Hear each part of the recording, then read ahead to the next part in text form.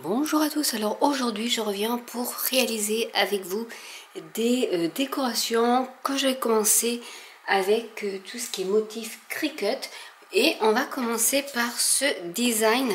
Alors c'est le processus du reverse canvas, c'est-à-dire que j'ai pris un châssis qui faisait 20 sur 60 cm, j'ai enlevé toute la toile qu'il y avait autour et en fait ça c'est le dos de la toile où était agrafé ceci. En fait c'est à l'origine c'est comme ceci et en fait j'ai tout enlevé pour ne garder que cette petite portion. J'ai déjà fait une vidéo, je vous montrerai un peu par ici comment je procède. Et j'ai utilisé du thermocollant façon velours de chez Cultura pour faire le panneau bienvenue. Alors je vais utiliser donc du coup la face cachée du cadre, donc, qui est assez jolie, qui est simple, sobre. Je vais la teindre avec du brou de noix et ensuite je viendrai coller avec le pistolet à colle chaude mon motif. J'ai déjà fait les marques au crayon à papier pour que ça soit bien centré. Je viendrai coller avec le pistolet à colle chaude pour que ça donne ce rendu là, mais là j'avais voulu teinter, du coup je vais le faire là avec du brou de noix ici. Donc ça c'est du Correct Art numéro 203. Je pense qu'il y a plusieurs teintes. Alors pour plus de facilité je vais le mettre dans un verre. Alors il n'en faut pas beaucoup,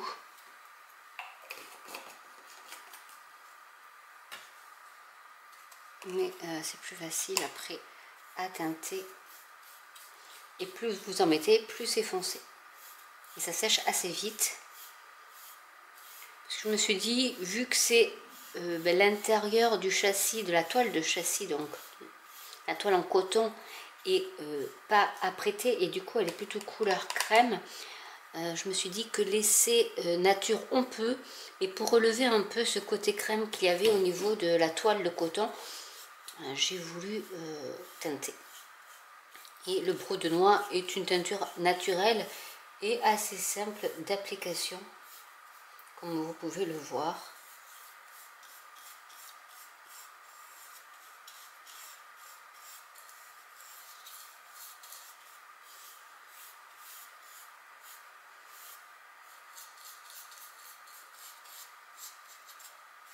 Donc je vais teindre toute la partie qui est dessus, ici aussi l'extérieur et l'intérieur du cadre, pas l'arrière parce qu'on ne le verra pas, et on se retrouve juste après.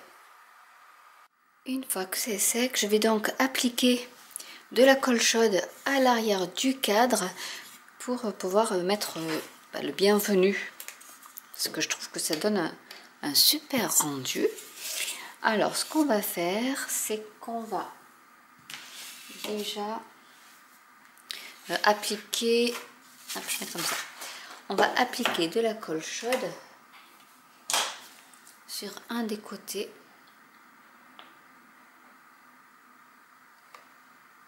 comme ceci.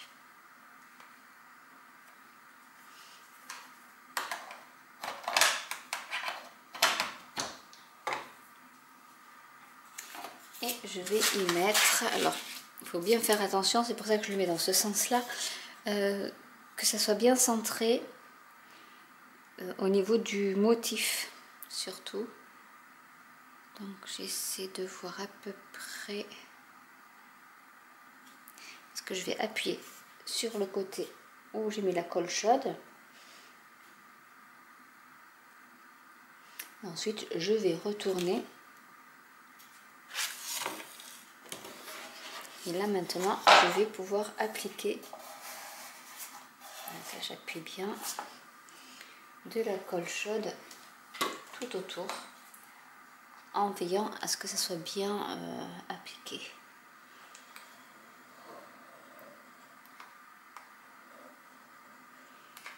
Et j'adore faire ces reverse canvas comme les américaines disent. Je trouve que ça change un peu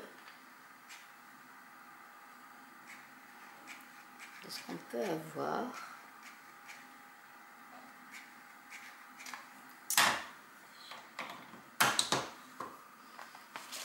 là, je vais tirer en même temps, essayer de le mettre le plus droit possible et appliquer la colle en poussant bien sur le côté pour que ce soit le plus droit possible. Je vérifie qu'il soit bien cadré, là il est trop bien cadré. Alors avant que ça colle trop, je vais essayer de le pousser un peu plus par ici.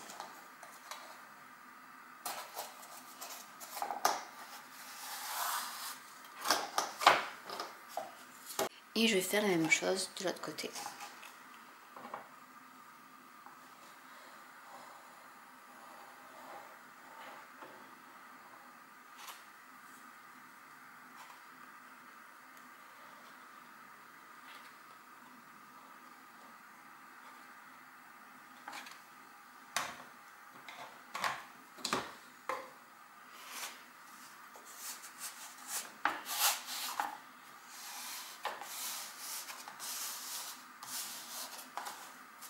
En tirant bien, qu'il soit bien tendu. Et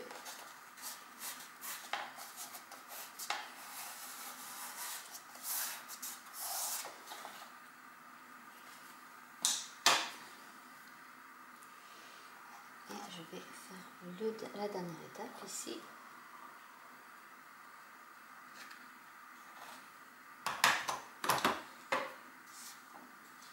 Pareil, en tirant bien, pour qu'il soit bien tendu.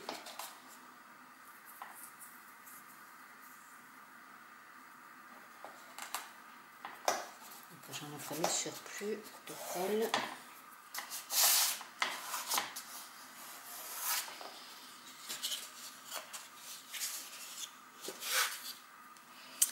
Et voilà ce que ça donne une fois terminé. Donc je trouve ça super sympa à poser sur votre table d'entrée ou autre, ou dans votre atelier. Je trouve ça super. Donc, et c'est quelque chose qui est vraiment très rapide à faire. Donc là je vois qu'il y a un peu de colle, mais ça va s'enlever très facilement. Donc après voilà, je vais finaliser tout ce qui dépasse. Je vais l'enlever, mais voilà un peu ce que vous pouvez faire avec une toile, un châssis en toile coton, juste en enlevant l'arrière et après en teintant ou pas. Vous aurez pu laisser le bois à nu naturel, mais moi j'aime bien une fois teinté. Je trouve que c'est un super résultat. On va passer donc au deuxième projet que je voulais terminer avec vous. Pour le projet suivant, je vais prendre un tote bag et j'avais utilisé du thermocollant avec cette jolie phrase et je me suis dit tiens, si je l'étais sur un tote bag. Donc c'est un tote bag que j'ai acheté sur Amazon, que j'ai lavé, je les lave toujours pour enlever l'après. Donc là je vais juste enlever les peluches s'il y en a. Du coup je vais me mettre sur le Cricut Hit qui va me dire, c'est le guide de chaleur, qui va me dire exactement en choisissant. Donc là j'ai pris mon EasyPress 2, c'est celle-ci que j'ai. On me demande mon matériau de transfert, donc c'est du thermocollant, on va mettre quotidien. Là ça c'est traduit en français, donc je suis pas trop habituée. C'est du 100% coton. J'applique, ça se met en degrés Fahrenheit, mais moi je veux en degrés Celsius. Donc on me dit bien 155 degrés sur 30 secondes. On vous dit tout ce qui est fourniture, la préparation. Donc il faut que je fasse, déjà ce que je vais faire là, c'est que je vais vous montrer l'EasyPress qui est juste là. Il faut que, hop, je vais l'allumer et que je la préchauffe. Donc avec les cendres, ben déjà c'est préprogrammé parce que je le fais toujours à cette température là sur 30 secondes. Donc les 30 secondes y sont, donc ça va se mettre à chauffer tranquillement. Et en attendant, ben, je vous montre que on nous dit de placer le coton, donc moi mon tote bag, sur le tapis et de préchauffer pendant 5 secondes. Ensuite je vais appliquer le thermocollant face vers le bas, côté doublure vers le haut, c'est-à-dire la face plastifiée vers le haut. On peut mettre une feuille de protection si on veut. La presse pendant 30 secondes. On retire lentement la doublure quand elle est froide au toucher. Et ensuite, il faut attendre 24 heures avant de laver. Il faut laver et sécher à l'envers, ne pas javeliser. Donc c'est vraiment, ça vous dit tout. Donc ce que je vais faire, c'est que je vais utiliser mon tapis. Je vais y mettre mon petit tote bag. Alors déjà, par rapport à mon tapis, je vais regarder où est-ce que c'est. On va attendre que la presse chauffe, parce qu'elle chauffe tranquillement.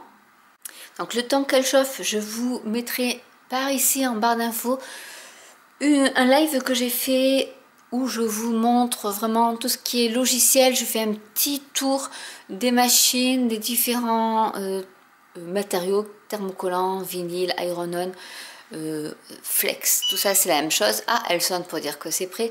Infusible ink, et je vous montre aussi le design space et quelques petites fonctionnalités. Donc n'hésitez pas à aller voir ce live qui est un peu long, mais voilà, qui est assez intéressant. Donc là je vais, comme ils le disent, préchauffer ma surface pendant 5 secondes.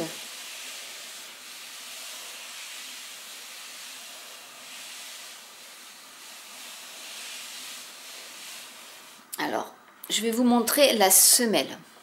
Parce qu'on me pose toujours la question, pourquoi ne pas faire avec un fer à repasser? La semelle ici est plate, sans aspérité, sans relief. Et en fait, quand vous avez un fer à repasser, vous avez des trous pour la vapeur qui ne sont pas forcément très homogènes au niveau de la chaleur, en sachant également que le fer à repasser s'allume et s'éteint en fonction de la température. Donc quand vous voulez vraiment quelque chose de précis, 155 degrés, eh bien vous n'allez pas l'avoir forcément avec votre fer à repasser, ce qui fait que ça se décolle au premier voire au deuxième lavage. C'est pas vraiment ce qu'on veut. Pour un tote bag, des petits accessoires, ça peut le faire, mais si vous voulez quelque chose qui dure dans le temps, il vous faudra vraiment investir dans une presse. Donc il y a celle-ci, il y en a une qui est beaucoup plus large, il y a la mini qui ressemble à un fer à repasser où vous avez l'autopresse, c'est vraiment la très très grosse. Donc là je vais presser là où je n'ai pas pu, parce que là on peut le faire. Donc voilà un peu pourquoi, c'est sûr c'est un investissement, mais si on veut faire quelque chose de propre, si on veut faire un cadeau à des amis et qu'on ne veut pas que ça se décolle dès le premier lavage, il faudra investir dans une presse. Après si c'est juste pour un événement d'un jour et que vous savez qu'après ça va pas, c'est pas fait pour durer dans le temps, vous pouvez faire avec le fer à repasser. Mais sachez que voilà, il ne fera pas une chaleur uniforme comme ici. Là, c'est toujours 155 degrés et ça ne bouge pas, ça reste tel quel. Donc là, je fais plusieurs passages parce qu'il y a des petits endroits où je ne suis pas passée. Donc, il ne faut pas hésiter. Après, je vais le laisser refroidir. Et si je vois qu'il y a des petits endroits où ça n'a pas forcément adhéré, j'y repasserai un petit coup. En sachant que eux, des fois, ils préconisent de passer aussi sur l'envers du projet pour bien que tout soit... Là, je vais passer juste un petit peu comme ça, je ne vais pas faire le compte à rebours. C'est juste pour être sûr. Délicatement, vous pouvez mettre du papier téflon ou du papier sulfurisé si vous voulez protéger. Là, il n'y a pas forcément besoin parce qu'il y a déjà la petite pellicule en plastique. Donc là je pense que c'est bon, je laisse quand même ma presse allumée. Je vais mettre tout sur mon glace mat pour que ça refroidisse plus vite. C'est la petite astuce aussi.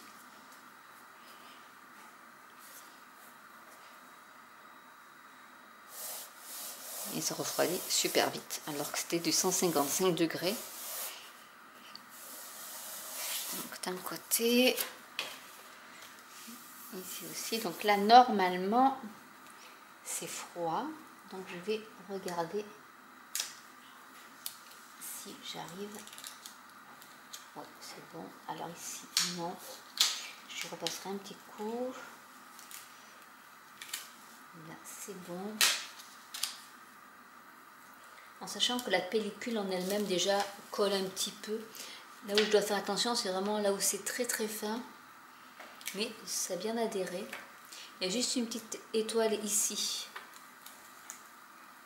Donc ça n'a pas bien adhéré, donc je vais refaire un petit tour. C'est pour ça que je laisse ma presse allumée.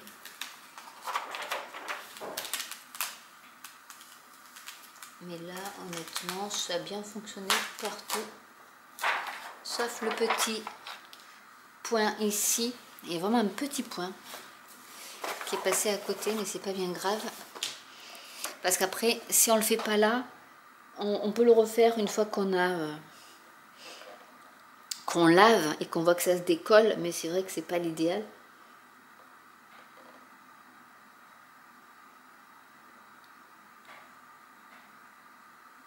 Hop, je vais laisser refroidir pour continuer à enlever le petit bout qui reste. Mais vous voyez, en un passage, on y arrive. Hein.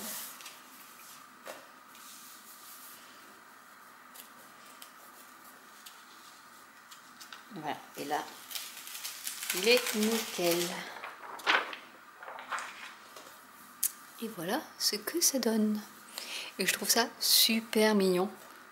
Voilà, et c'est vrai, si seulement j'avais autant de temps que d'idées, ça serait super.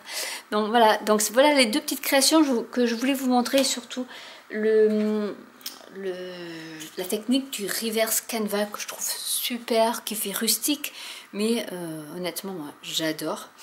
Je ne sais pas ce que vous en pensez, dites-le moi en commentaire dans la barre des commentaires. En tout cas, j'espère que cette vidéo vous aura plu et pourra vous donner des idées. N'hésitez pas à commenter, à liker, à vous abonner. Et je vous dis à très bientôt pour une nouvelle vidéo. Bye!